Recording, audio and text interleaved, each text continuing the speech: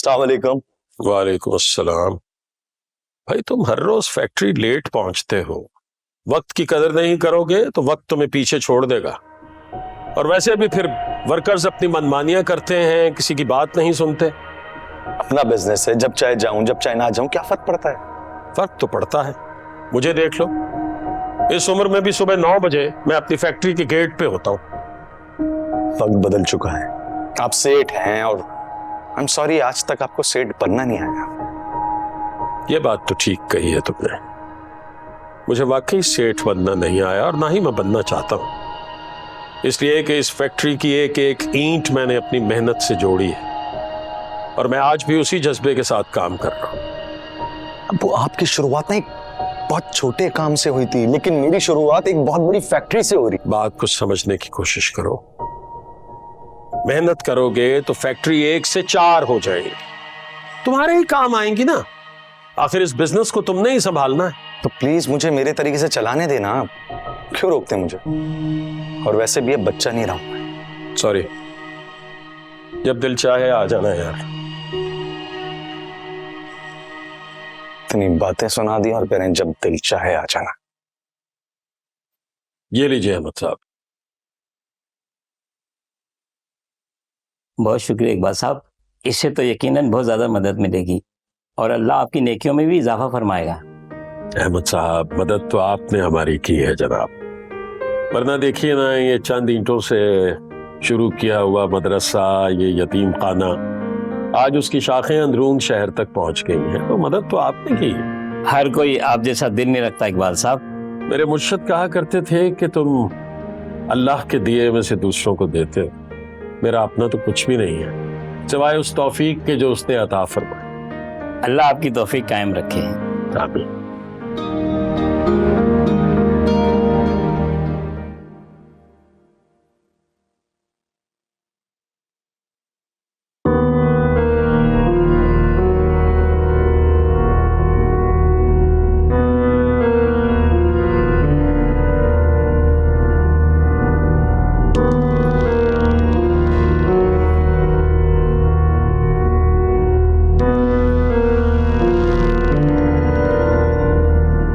Hello. ये क्या किया है तुमने? क्या हुआ? क्या मतलब क्या होगी? कार्ड कहाँ है मेरा? मेरे पास है। क्यों? तुमने कितने पैसे खर्च किए? सिर्फ 4-5 सूट लिए हैं और कुछ ग्रोसरी की है बस। 1 लाख रुपए की शॉपिंग कौन करता है, वो भी एक दिन के अंदर यार? मैं करती हूँ और मुझे ये समझ में नहीं आ रहा कि तुम मुझसे जरा जरा सी बात का हिसाब लोगे। अब ये जरा से पैसे, पूरे 1 लाख रुपए उड़ा चुकी हो तुम यार। इससे अच्छा तो मैं किसी 18 ग्रेड के ऑफिसर से शादी कर लेती, कम से कम बात बात पे मुझे अब्बा जी को हिसाब तो ना देना पड़ता। पता नहीं किन कंजूसों में फंस गई हूँ मैं। अच्छा सुनो सुनो प्लीज, आई एम सॉरी, अपना मूड तो खराब नहीं करूंगा। मेरा मूड सिर्फ उस वक्त ठीक होगा जब तुम मुझे 1 लाख और दोगे शॉपिंग के लिए। क्या? 1 लाख रुपए और? हाँ, इतने पैसे तो मैं अपने घर में 1 हफ्ते में खर्च देती हूँ। अब प्लीज ये मत कहना कि अब्बा जी नहीं मानेंगे। हेलो हेलो,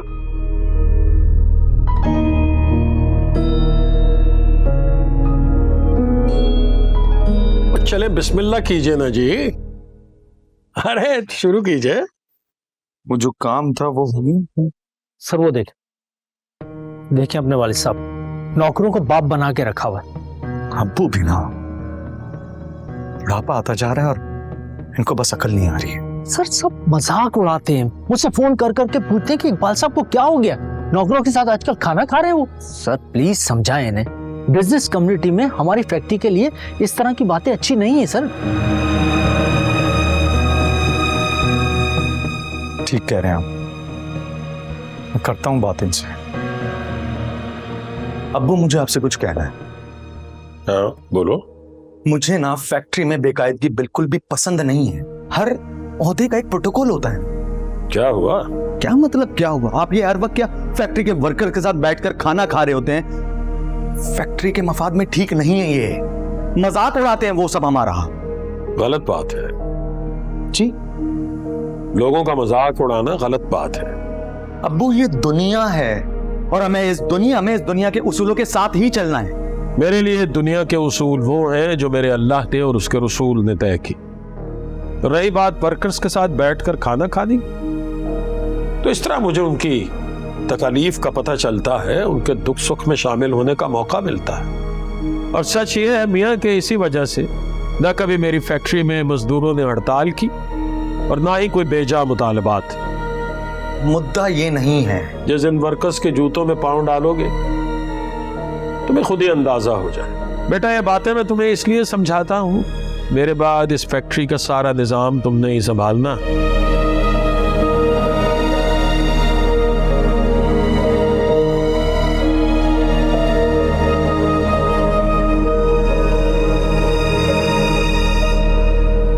अब्बा जी, आपकी पसंदीदा इलायची वाली चाय। बहुत शुक्रिया बेटा, जीती रहो, खुश रहो। मुझे थैंक यू बेटा। वैसे सच में क्या कमाल की दावत थी ना, क्या अरेंजमेंट से, क्या खाना था। क्यों अब्बू? आपको पता है स्पेशल शेफ से बनवाया था, और उस शेफ के रेस्टोरेंट के बाहर ना लोगों की लाइन लगी होती है, जगह ही नहीं होती जाने की। क्यों? और सिर्फ मेरी एक कॉल पे ना उसने ये सब कुछ अरेंज किया। और सच पूछे ना, इस सब के पीछे युसरा की मेहनत थी। Thank you Yusra. अब तुम खुद देखना, हमारा जो सर्किल है ना उसके अंदर हमारी इस दावत की धूम मचेगी, गूंज होगी। और मैं चाहता भी यही हूं कि फारिस के नाम की धूम मचे, सबको पता होना चाहिए। क्यों? मिसेस रहमान ने तो जलन के मारे खाना ही छोड़ दिया जब उन्हें पता चला कि शेफ फारिस के फ्रेंड हैं। वो नहीं था। खाना तो बहुत अच्छा था बेटा, लेकिन क्या ही अच्छा होता अगर घर का खाना होता। तो देखो ना, जब आप घर पे दावत करते हो तो खाना घर में बनाना चाहिए, उसमें एक अपनाइयत होती। रेस्टोरेंट से तो इंसान हर रोज जाकर खाना खा ही लेता। आप ही कहते हैं ना कि मेहमानों को अच्छा खाना खिलाना चाहिए, फिर क्या होगी? मेहमानों की बहुत खिदमत करनी चाहिए। मेहमान तो अल्लाह की रहमत होते हैं। और युसरा का दिल बहुत अच्छा है, लेकिन ये जो ख्वाहिशात होती हैं ये मुट्ठी में बंद रेत की तरह होती हैं, धीरे धीरे हाथ से फिसलती रहती हैं और फिर आखिर हाथ खाली हो जाता है।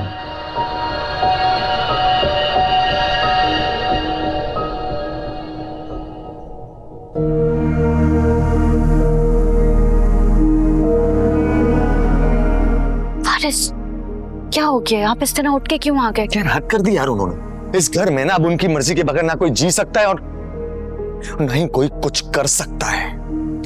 Calm down. ये भी नहीं सोचा कि इस तरह से उठ के आएंगे तो अब्बा जी नाराज होंगे। तो यार और क्या करूं यार, नहीं समझ आती उनकी एक बात। उनको ये समझना पड़ेगा कि उनका जमाना गया, अब हमारा दौर है। आप बहुत ज्यादा जज्बाती हैं। ये तो सोच लेना था कि बिल अब्बा जी के पास ही आएगा। फिर बिल? कौन सा बिल? कहाँ का बिल? खाने का बिल। थोड़ी बहुत पेमेंट मैंने कर दी थी, पता नहीं क्यों कार्ड डिक्लाइन हो रहा था। बिल अब्बा जी के हाथ लगने से पहले उनसे सॉरी कर लें, बल्कि कुछ रकम भी मांग लें। ये जो पॉकेट मनी मिलती है आपको, कितने 4 लाख, उन्हें कहेंगे ये 10 लाख कर दें। एक ही बार बात खत्म कर दें, ताकि हम लोग अपने एक्सपेंसेस खुद तो उठा सके, हमें बार बार किसी से यूं मांगना ना पड़े, हम किसी को जवाब देना हो। 10 लाख। Thank you. अबू मुझे आपसे बात करनी। हाँ बेटा सुबह में कर लेंगे ना बात। अरे करने दो ना बात उसे। हाँ बोलो बेटा। मेरे पैसे बढ़ा दें। पैसे बढ़ाते? तुम्हें 4 लाख जेब खर्च मिलता है, कम है? कितने होने चाहिए? जी हाँ कम है, कम से कम 10 लाख रुपए होने चाहिए। 10 लाख रुपए? मतलब इतना पैसा क्या करना है तुमने? वो मेरी फैमिली है, उसका खर्चा है। क्या खर्चा है फारिस? खाना घर में बनता है, हम सब मिलके खाते हैं। यूटिलिटी बिल्स जो है वो सारे मैं अदा करता हूं, ना तुम्हें बिजली का बिल, ना गैस का बिल, ना पानी का बिल। हत्ता कि तुम्हारे पेट्रोल, तुम्हारे फ्यूल के तमाम अखराजात जो है, गाड़ी की मेंटेनेंस तक फैक्ट्री से जाती है। फिर भी तुम्हें 4 लाख रुपए कम लग रहे हैं। और अगर किसी की सैलरी फैक्ट्री में 40,000 रुपया कर दूं तो तुम कहते हो कि आपने बहुत बढ़ा दी है इसकी तनख्वाह। क्या हो गया अब्बू आपको? आप, ये सब कुछ मेरा ही है ना, ये सब कुछ मुझे ही मिलेगा। मेरी बीवी मेरी जिम्मेदारी है। कल को बच्चा होगा, आप क्या चाहते हैं? छोटे छोटे काम के लिए आप क्या आगे हाथ फैलाऊं कि आप मुझे पैसे दे दें, मेरे खर्चे पूरे हो जाए? और क्या कहा आपने? आप मेरा मुआवजा एक मामूली से वर्कर से कर रहे हैं। क्यों?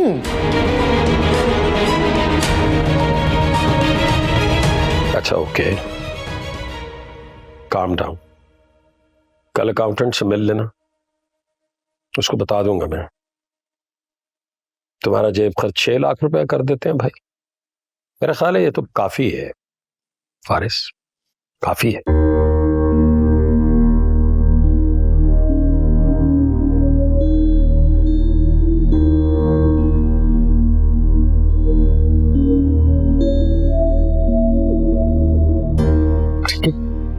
होती है। क्या? सुनो तो। आप हमेशा मेरी मदद करते हैं। इसमें मदद वाली कौन सी बात? तुम मेरा इतना ख्याल रखती हो, मेरे जूते, कपड़े, खाना पीना। मैं क्या तुम्हारे लिए 2 अंडे नहीं फेंट सकता? हाँ, लेकिन इसमें हरी मिर्च मिसिंग है। हरी मिर्च मिसिंग है तो अभी डाल लेते हैं जी। ये ले। क्या चाहिए अब्बा जी? हाँ बेटा, मुझे हरी मिर्चें चाहिए, ऑमलेट बना रहा हूँ। अब्बा जी, मेरे होते हुए आप काम करेंगे, अच्छा नहीं लगता। अच्छा चलो दे दो।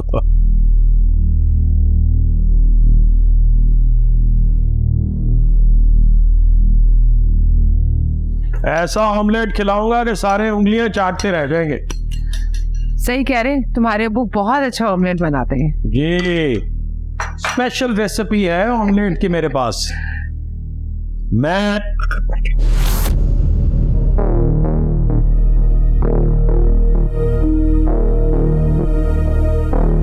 ये क्या है?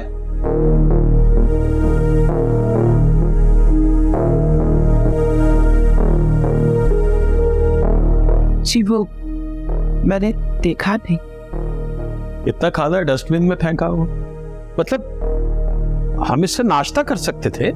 अच्छा चलो, अगर नहीं खाना था किसी ने तो घर में जो काम करती हैं उनमें से किसी को दे देना था। उनके बच्चे खा लेते, किसी के मुंह में चला जाता, किसी का पेट भर जाता। और इतना खाना जाया करना तो अल्लाह को बिल्कुल पसंद नहीं है। ये क्या है? वो मैंने देखा नहीं। आइंदा ख्याल रखना।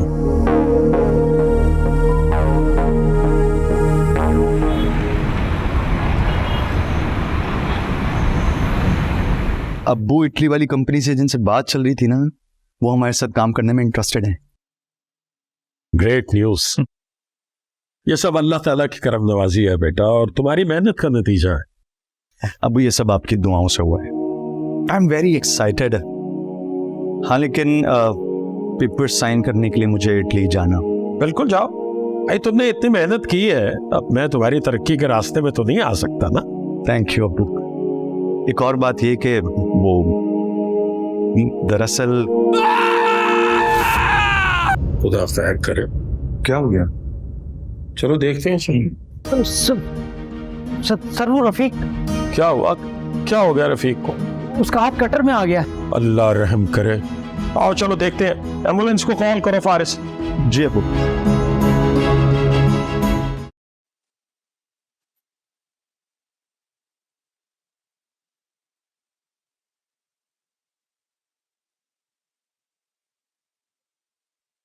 फारिस, मैं तुम्हें तुम्हारे मुस्तकबिल के ख्वाबों से नहीं जगाना चाहता था, लेकिन इमरजेंसी है। वो मैं अब्बू बस ये मैं वो छोड़ो, रफीक के हाथ से बहुत ज्यादा खून बह रहा है। इससे पहले कि खून ज्यादा वेस्ट हो जाए, एम्बुलेंस को आने में शायद देर लग जाए, तुम अपनी गाड़ी पे उसे हॉस्पिटल ले जाओ। क्या? अपनी गाड़ी? उर्दू में बात कर रहा हूं बेटा, किसी और जबान में नहीं जो तुम्हारी समझ में नहीं आई है। लेकिन अबू गाड़ी गंदी हो जाएगी उसके खून से। क्या मतलब है तुम्हारा? गाड़ी गंदी हो जाएगी? तुम्हारी गाड़ी उसकी जिंदगी से, उसके हाथ से ज्यादा इंपॉर्टेंट है। और ये मत भूलो कि आज इन मजदूरों की मेहनत की वजह से ही तुम ये गाड़ी ड्राइव कर रहे हो। लाओ मुझे दो। क्या? चाबी मांग रहा हूं। तुम नहीं जा सकते तो मैं ले जाता हूं। नहीं, आप परेशान क्यों हो रहे हैं? मैं लेकर जाता हूं।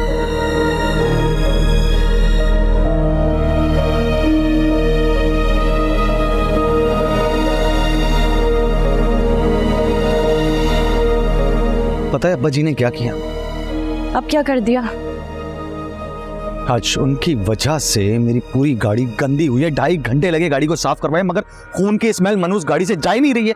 वो भी सिर्फ उस वर्कर की वजह से। सच में अब्बा जी ने ऐसा किया? हाँ। अच्छा ना छोड़े इन बातों को, मुझे इटली वाली डील का बताएं। अब्बा जी से आपने बात की? जब आप इटली जाएंगे तो मैं भी साथ जाऊंगी। कहाँ बात की है? कहाँ से बात होती? हाँ, लेकिन उनका आज मूड बहुत अच्छा था, उनसे बात करने लगा, ये हादसा हो गया और ऊपर से मेरी नई गाड़ी भी बर्बाद हो गई। मैं अपनी अम्मी को भी बता चुकी हूँ कि हम लोग वर्ल्ड टूर पे जा रहे हैं, वापसी में उम्रा करते आएंगे। आजकल का यही फैशन है, सारे सेलिब्रिटीज भी यही कर रहे हैं। अरे बाहर में जाए सारे सेलिब्रिटीज यार, यहाँ गाड़ी खराब हो गई और तुम वर्ल्ड टूर। अब तो वो पता चला ना तो ये जो इटली वाला प्लान है ये भी कैंसिल हो जाएगा। आपने मुझसे प्रॉमिस किया था, मैं सबको बता चुकी हूँ कि मैं वर्ल्ड टूर पे जा रही हूँ। नहीं भी ना। अरे हाँ, अच्छा बात सुनो। मैंने किया था प्रॉमिस और मैं अपना प्रॉमिस पूरा करूंगा। हाँ, लेकिन अब्बा जी के जीते जीते हुए मुमकिन नहीं है। तुम मार दें। क्या? नहीं, मेरा ये मतलब। क्या कहा तुमने? क्या कहा तुमने? तुमने सुना? तुमने जो कहा है? मेरा वो मतलब बीफ की तुम। मेरा वो मतलब नहीं था। क्या मतलब था तुम्हारा? मेरा मतलब ये था कि आप इंडिपेंडेंट हो जाएं ताकि अब्बा जी की रजामंदी का मसला ही ना रहे। अभी हमारी एज है ना लाइफ एंजॉय करने की, बुढ़ापा आते देर नहीं लगती, इंसान इसी यंग एज में ही अपनी लाइफ एंजॉय करता है।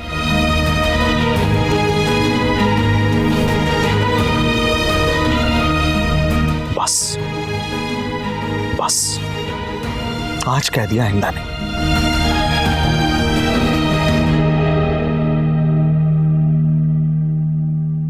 मुझे फारिस से कोई अच्छी उम्मीद नहीं है, खासतौर पे कल वाले वाक़े के बाद। और मुझे शदीद परेशानी है कि मेरे बाद ये मदरसा और यतीम खाना कौन चलाएगा? कौन है जो इन बच्चों के सर पे शफकत का हाथ रखेगा? मुझे कहीं ना कहीं कोई गलती हुई है। मैं फारिस की तरबियत कुछ ठीक से कर नहीं पाया। सोचता हूँ कि क्या जवाब दूंगा उसको। इकबाल साहब, कर्म करके फल अल्लाह पे छोड़ दिया करते हैं। भाई ये सब तुम्हारी मेहनत और अल्लाह ताला की करम नवाजी से हुआ है। आओ चल के सबको बताते हैं कि हमारी मेहनत रंग ले आई। एक मिनट, हमारी? हाँ, हमारी, हम सबके। आई एम सॉरी अब्बू, ये सब कुछ सिर्फ और सिर्फ मेरी मेहनत का नतीजा है और वो मैं इन सब के साथ नहीं बांट सकता हूं। ये सब कुछ ना रात दिन की मेहनत का फल है और वो भी मेरा। एक बात समझ लो फारिस, रिज़्क हमेशा बांटने से बढ़ता है और दिल से निकली हुई दुआ बगैर कहे कबूल होती है। हाँ, लेकिन ये जो कुछ है ना, ये मेरा पूरा आसमान है। इस पे सिर्फ और सिर्फ मेरी हुकूमत रहेगी बस। हुकूमत सिर्फ मेरे अल्लाह की है, उसी की होती है। हम तो उसकी दी हुई नेमतों के अमीन हैं। सो जिसकी जो अमानत है उसे पहुंचाओ। I'm sorry, ये मुझसे नहीं होगा। और वैसे भी हम वर्कर्स को उनके हिस्से का हक देते हैं ना, अच्छी सैलरी देते हैं, वो भी दूसरी फैक्ट्री से ज्यादा। फिर अब क्या चाहिए उन्हें? फारिस मियाँ, तुमने अल्लाह के दिए हुए में से आगे देना, तो फिर इसमें हिचकिचाहट कैसी और क्यों? अब्बू, मैंने आपकी हर बात ना फर्ज की तरह मानी, आपकी हर बात पे लब्बैक का है, लेकिन कि जो आप कह रहे हैं ना ये मुझसे नहीं होगा। और वैसे भी अगर ये सब कुछ किया, जो हमारा प्रॉफिट मार्जिन है ना वो वही पुराने रेशो पे आके खड़ा हो जाएगा। मैंने तुम्हें समझाकर अपना फर्ज अदा किया, अब मैं अपने रब का फर्ज अदा कर लूं। और जो कुछ मैंने कहा उस पर अमल होना चाहिए।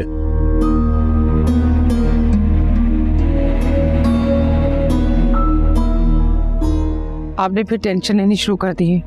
डॉक्टर ने आपको सख्ती से मना किया था ना, कोई भी स्ट्रेस नहीं लेना है।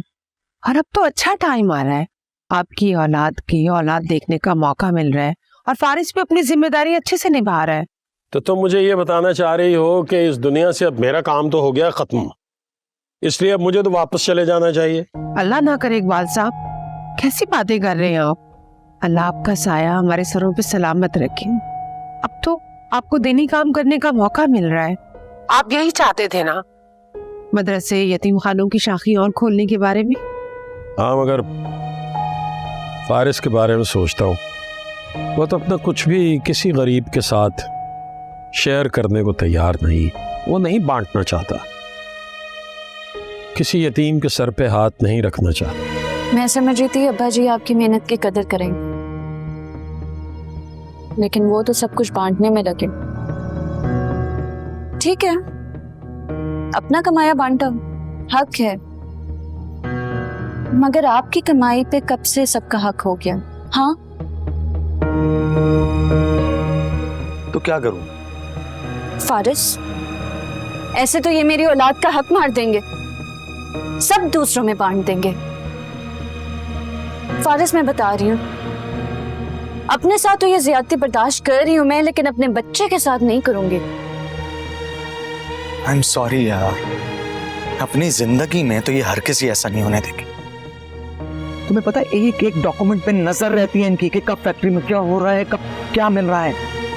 और वो जो मैनेजर है शाहिद, उससे भी क्या गुजरा हूं मैं उनकी नजर में। उसकी हर बात मानेंगे, लेकिन मैं जो कहूंगा नहीं मानेंगे। पता नहीं क्या इन्हें मुझसे। वर्कर्स से भी नीची हैसियत है मेरी। अरे कोई हैसियत ही नहीं है सच पूछो तो फैक्ट्री में। नाम का मालिक हूं, फारिस मालिक, लेकिन असली मालिक ये हैं। तो फिर क्या यार? मरते भी तो नहीं है ना कि जिंदगी में मेरे सुकून आ जाए, कि मरे एक तरफ हो।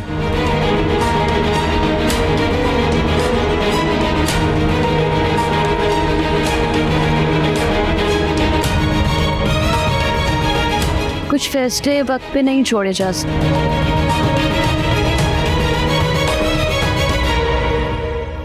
ये रही मेरी अमानत, मेरी जिंदगी तक आपके पास ही रहेगी। बहुत बड़ा बोझ डाल रहे हैं आप हमारे कांधे पे। आप दोनों गवाह रहिएगा, और यही अल्लाह का हुक्म भी है। ये अहमद भाई, ये क्या है इकबाल साहब? मैंने अपने तमाम मुश्किल फैसले अपनी जिंदगी में ही कर लिए हैं। मैं नहीं चाहता कि मेरे जाने के बाद मदरसे या यतीम खाने के काम में कोई रुकावट पैदा हो। मैंने इसकी इंस्ट्रक्शंस अपने वकील को भी दे दी हैं, और आप दोनों भी इसके गवाह हैं। अब मुझे लगता है कि मैंने अपने सारे ज़रूरी काम निपटा दिए। माशाल्लाह अपने एक आदमी हैं। इंसान की नेकियां उसके आमाल के पल्ले को भारी करती हैं, और साथ ही उम्र में भी खैर बरकत होती है। अल्लाह आपको उम्र दराज अता फरमाए। आपने सही फैसला किया है।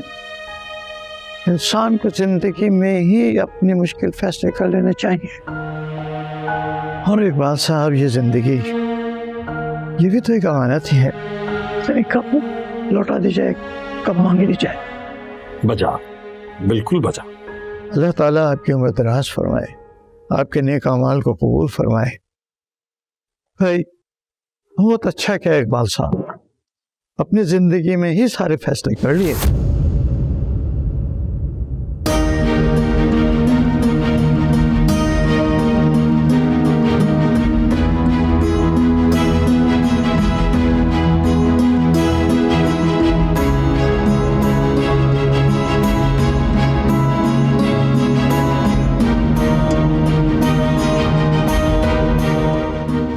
यसरा, यसरा,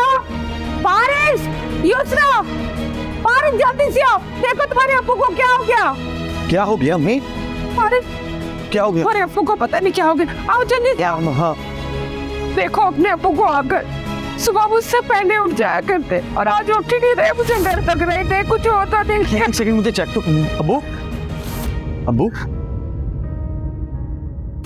अब्बू अब्बू इकबाल साहब उठे ना।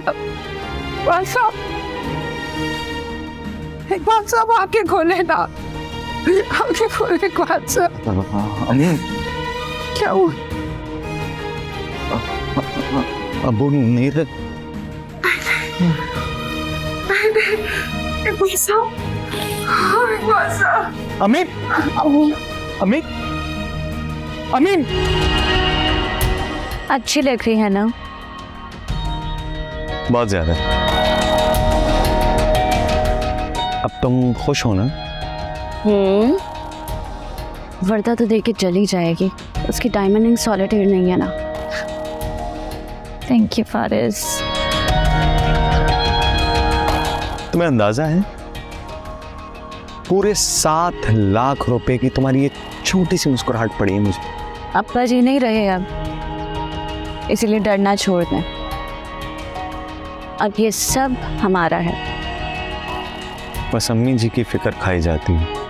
उन्होंने खुद को एक कमरे में बंद कर लिया है, उनसे ठीक तरह मुलाकात ही नहीं हो रही, कोई बात ही नहीं हो रही। मुझे डर सा लग रहा है ऐसा ना हो कि अम्मी को भी कुछ हो जाए। अच्छा हो ही जाए।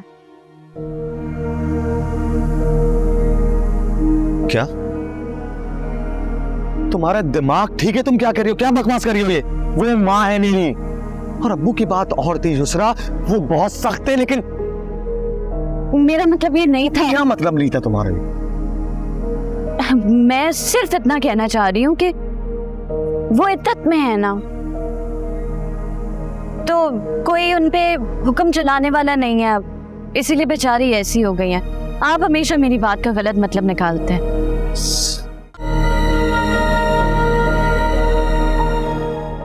अस्सलाम वालेकुम। सलाम।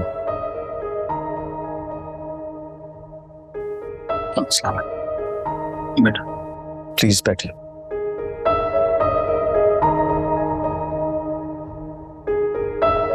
बेटा बहुत दिन हो गए, लेकिन ऐसा लग रहा है जैसे इकबाल साहब आज भी यहीं कहीं मौजूद हैं। बहुत ज्यादा कमी महसूस हो रही होगी आपको। अबे कब तक जाओगे तुम लोग यहाँ से? हाँ, एक बात की ताज़ियत करने बार बार क्यों उठाकर आ जाते? अब्बा का वक्त आ गया था, सो वो चले गए, तो तुम लोग भी जाओ। एक अमानत थी। अमानत? कैसी अमानत? ये इकबाल साहब की वसीयत है, आप इसे एक बार देख लीजिए। इकबाल साहब ये चाहते थे कि ये वसीयत हमारे दरमियान आप देखें। आप दोनों की मौजूदगी में? मगर क्यों? वैसे भी अब्बू ने ये सब कुछ मेरे ही नाम किया होगा, और क्या लिखा होगा इस वसीयत में?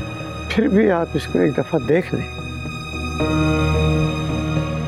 आप दोनों को अब्बू का दोस्त समझ के बहुत इज्जत दे रहा हूं मैं, और आप लोग तो उल्टा मेरे अब्बू बनना शुरू हो गए यहाँ पर हैं? इसमें जो भी कुछ है उसका आपको पढ़ना जरूरी है, और कल नहीं तो परसों आपको हमारे पास आना ही होगा। क्या लिखा होगा इसके अंदर? हाँ, कारून का खजाना मेरे नाम कर दिया क्या? बेटा कारून का खजाना तो सदा थी, अल्लाह ऐसी दौलत से पनाह अता फरमाए। ऐसी बात नहीं करते बेटा।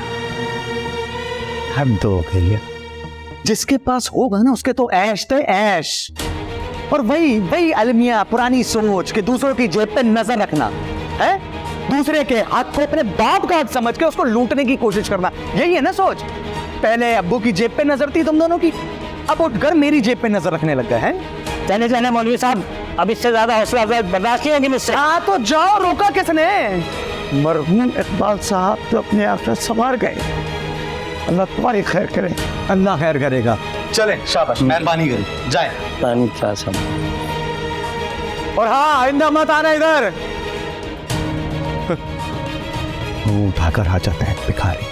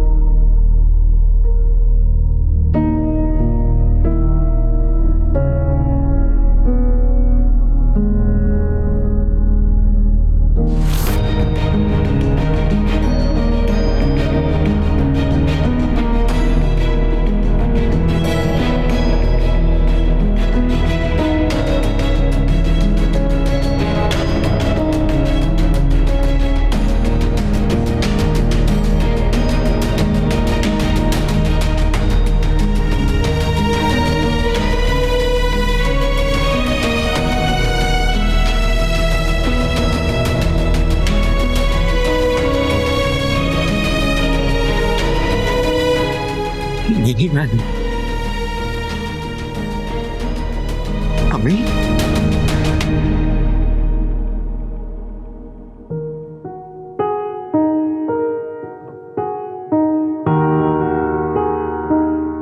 अम्मी, मैं इद्दत में हूँ फारिस, एहतियात किया करो। अपने बेटे से कैसा पड़ता? वो तो अपना कुछ भी किसी गरीब के साथ शेयर करने को तैयार नहीं, वो नहीं बांटना चाहता, किसी यतीम के सर पे हाथ नहीं रखना चाहता। आपने भी तो रखा था ना फारिस के सर पे हाथ, आप इसको ये बात समझाएं। ये मेरा अल्लाह से आखिरत का सौदा है। आज तुमने ये बात कही है, आइंदा मत कहना।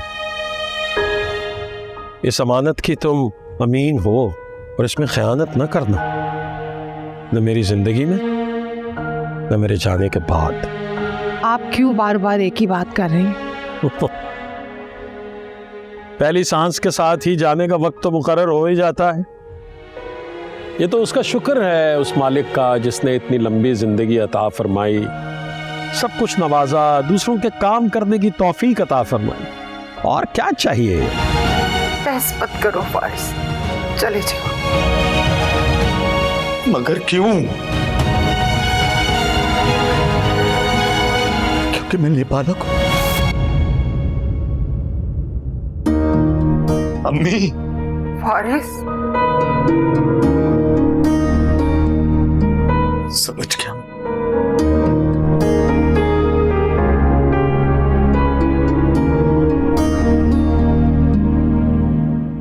सब समझ गया।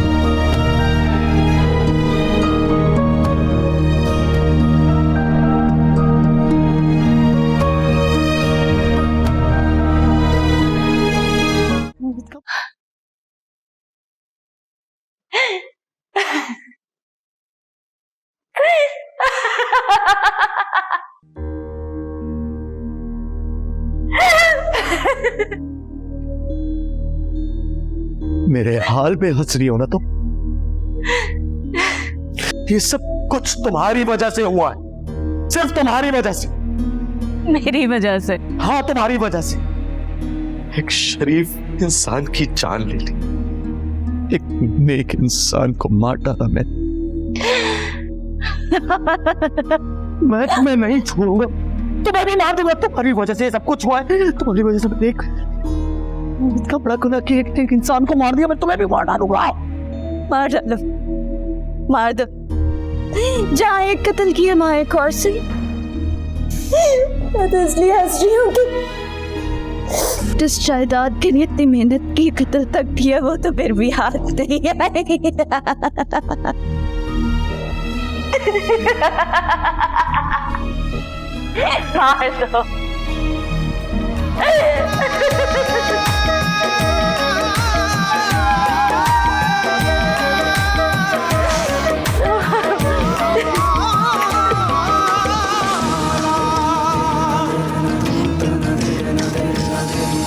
पलकों पे ठहरा है ये दर्द गहरा है, हर रास्ते पे मात है, समंदर है डूडू आपको आपसे, हाँ आपसे माफी मांग दे मुझे अबू।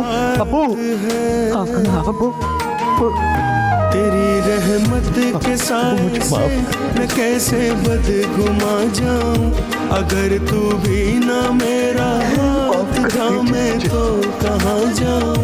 बस जान क्यों किया मेरे माला क्यों किया एहसास से भर दे। अरे मुझे तो ये तक नहीं पता कि तेरा बाप कौन है।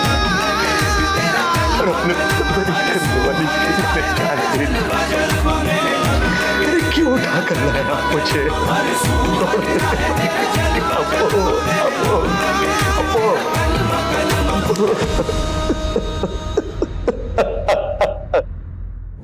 तेरे करम के सदके मेरी जबी के सजदे करते हैं तुझसे इल्तिजा। तेरा साइल खड़ा है अर्जियां ये लेके आया है, नदामत से भरी आंखें हैं दो आंसू भी लाया है। बस इतना सा करम कर दे मेरे मौला, ये दिल एहसास से भर दे